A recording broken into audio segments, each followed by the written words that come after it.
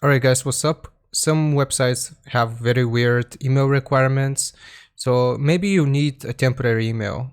This is just an email which you can use once. It's pretty much called like a 10-minute email. You can check the inbox and it auto-generates. So this is the email service, temporary email service, which I suggest. It is called Temp Mail. If you Google it, right here, I'm gonna leave a link in the description.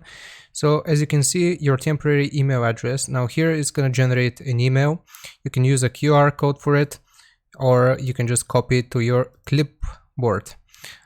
This is what the mailbox looks like. If you receive an email, it's gonna pop up right here. Like I said, be careful because this is a temporary email. Don't register for any important services using this website. So here you can get a nice little summary of what it is. What is a disposable temporary email?